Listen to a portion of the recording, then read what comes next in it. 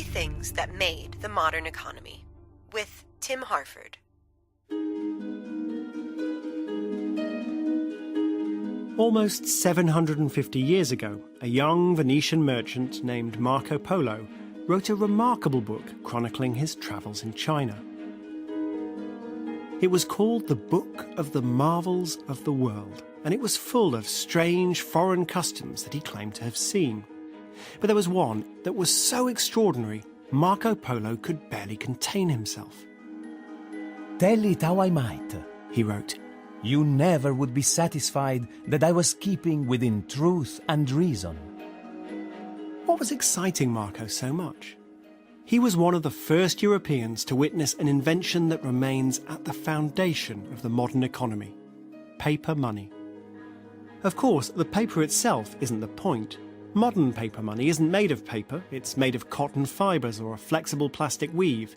And the Chinese money that so fascinated the Venetian wasn't quite paper either.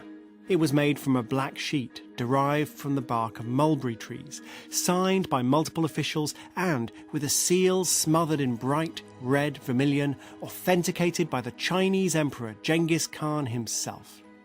The chapter of Marco Polo's book was titled, somewhat breathlessly, "How the Great Khan Causes the Bark of Trees, Made into Something Like Paper, to Pass for Money All Over His Country."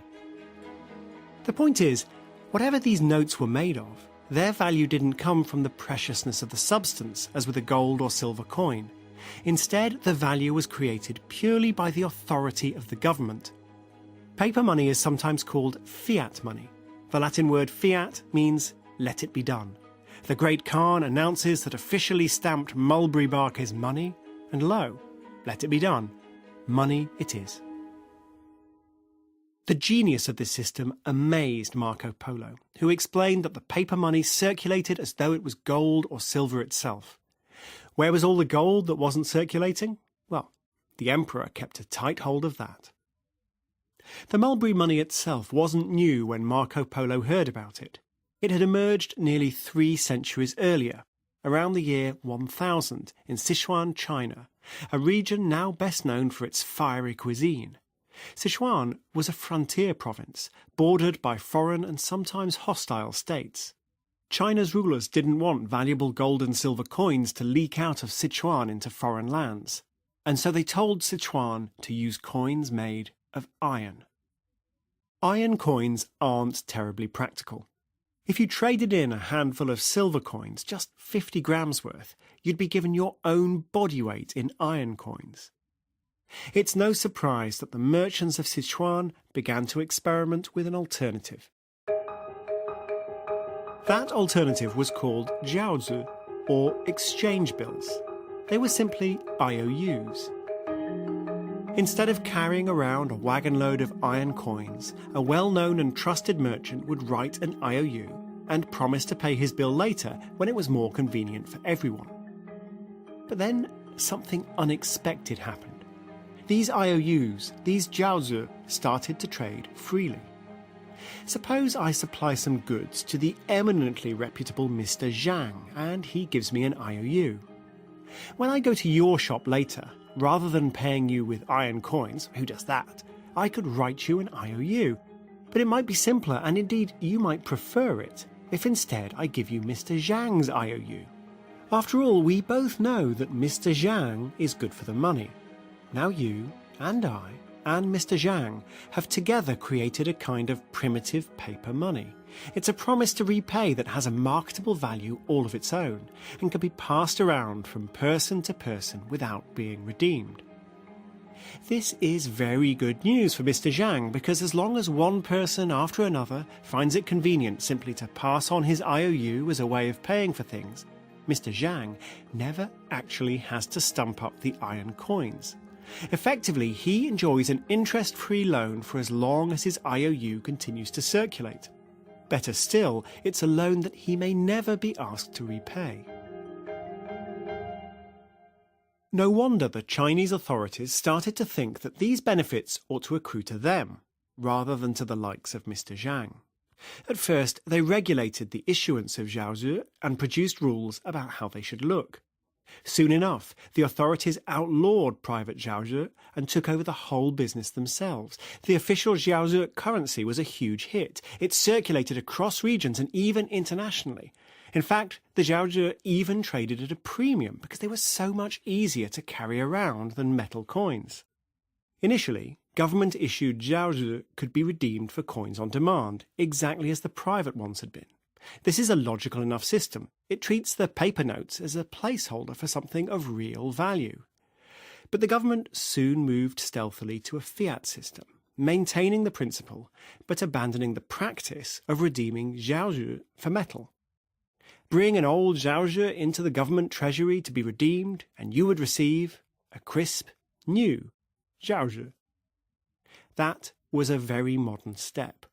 The money we use today all over the world is created by central banks, and it's backed by nothing in particular except the promises to replace old notes with fresh ones.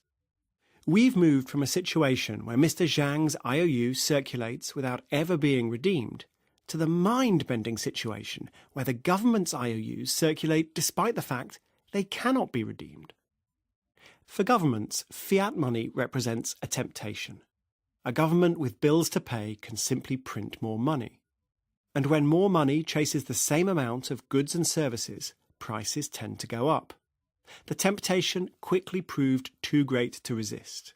Within a few decades of its invention in the early 11th century, the jiaozhi was devalued and discredited, trading at just 10% of its face value. Other countries have since suffered much worse.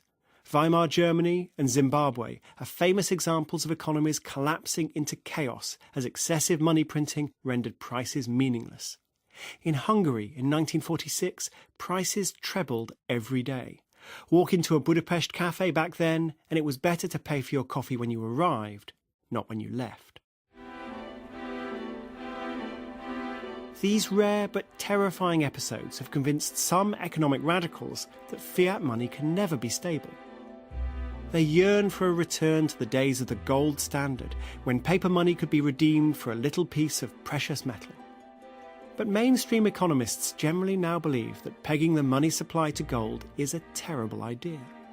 Most regard low and predictable inflation as no problem at all, perhaps even a lubricant to economic activity.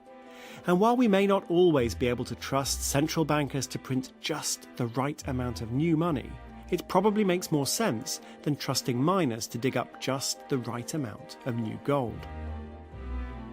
The ability to fire up the printing presses is especially useful in crisis situations. After the 2007 financial crisis, the US Federal Reserve pumped trillions of dollars into the economy without creating inflation. In fact, the printing presses were metaphorical. Those trillions were created by keystrokes on computers in the global banking system. As a wide-eyed Marco Polo might have put it, The great central bank causes the digits on a computer screen, made into something like spreadsheets, to pass for money. technology has changed, but what passes for money continues to astonish. The strange invention of paper money is described in William Gertzman's book, Money Changes Everything: How Finance Made Civilization Possible. For a full list of our sources, please see bbcworldservice.com/50things. Just before you go, I'd like to recommend another podcast series from the BBC World Service. The Inquiry. One pressing question from the news and current affairs team. 4 expert witnesses and some challenging answers. Check it out.